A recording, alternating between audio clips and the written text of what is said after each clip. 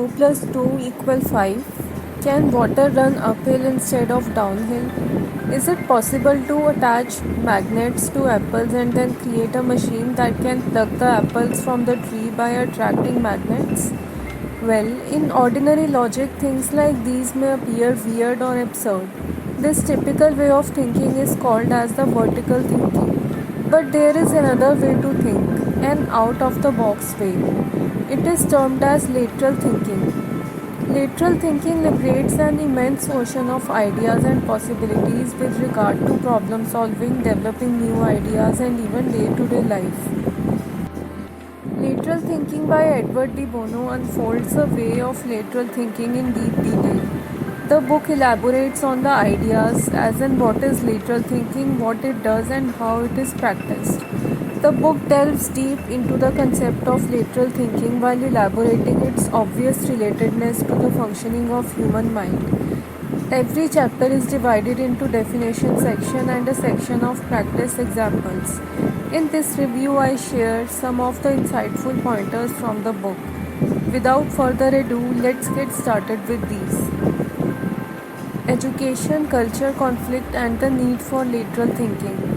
While the culture is concerned with establishing ideas, education is concerned with communicating these established ideas. Typically, the education is more concerned with collection of ideas, but the true meaning of education is not merely collection of ideas, but also the best ways of using it. In most schools, the type of thinking promoted is vertical thinking, or thinking based on total logic. Ideas are pitted against each other in conflict for change. Typical education works from outside. Lateral thinking is more concerned with inside rearrangement from within. And to do this, we must understand how the human mind works. The mechanism and functioning of human mind. Mind is an information handling machine just like a computer. The basic characteristics of mind are: it is a self-organizing, self-maximizing memory system. It is a patterning system. It creates patterns, recognizes patterns, reacts to patterns, and makes use of patterns wherein the established patterns develop a code. It works in code communication. Insight and humor. Insight and humor are result of switching over from one arrangement of information to the other. If the switchover is temporary, it results in humor, and if the switchover is permanent, it results in insight. It is a cumulative memory system. Memory is anything that happens and does not completely unhappen. The result is some trace that is left. This trace may last for a long time or short time.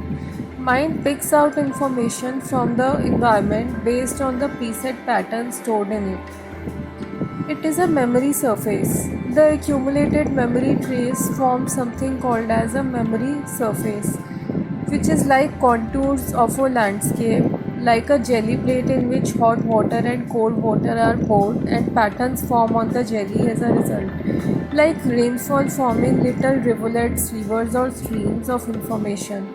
The arrangement of information on the memory surface is called as a pattern.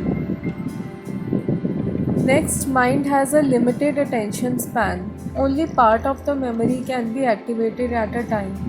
Which part is activated depends on what is being presented to the memory surface. The most easily activated area is the most familiar one, and a familiar pattern becomes even more familiar.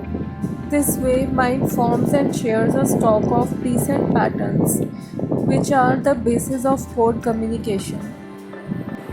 What is lateral thinking? Lateral thinking is liberation from old ideas and stimulation of new ones. Insight restructuring for maximum use of stored information. A means for restructuring and escaping cliché patterns, for putting information together in new ways, for generating new ideas. Lateral thinking is concerned with changing patterns. Lateral thinking is directly linked to the information handling system of the mind. It is used for generating new ideas, problem solving, and processing perceptual choice. not looking for right answers but generating alternatives for looking at new ways of the situation. Difference between vertical thinking and lateral thinking. Lateral thinking and vertical thinking are complementary. Here are a few differences between the two. Lateral thinking is generative, vertical thinking is selective. Vertical thinking is used to dig a hole deeper, whereas lateral thinking is used to dig a hole in a different place. In vertical thinking, rightness matters, in lateral thinking, richness matters. Vertical thinking is concerned with selecting the best approach, lateral thinking is concerned with generating as many approaches as possible, just for the sake of generating them. Vertical thinking works with a direction, lateral thinking works by generating directions. Vertical thinking is analytical, lateral thinking is provocative. In vertical thinking, one moves from one step to the other, one step at a time. In lateral thinking, one doesn't have to be sequential, one can jump from one point to the other. In vertical thinking, one uses negative to block certain pathways. In lateral thinking, there is no negative. In vertical thinking, one throws out what is not relevant. In lateral thinking, one welcomes what is irrelevant to generate alternate ways of looking at a situation. Vertical thinking is a finite process, whereas one works to arrive at an answer. Lateral thinking is a probabilistic process where there is no need for an answer. Techniques, tools, and devices for lateral thinking.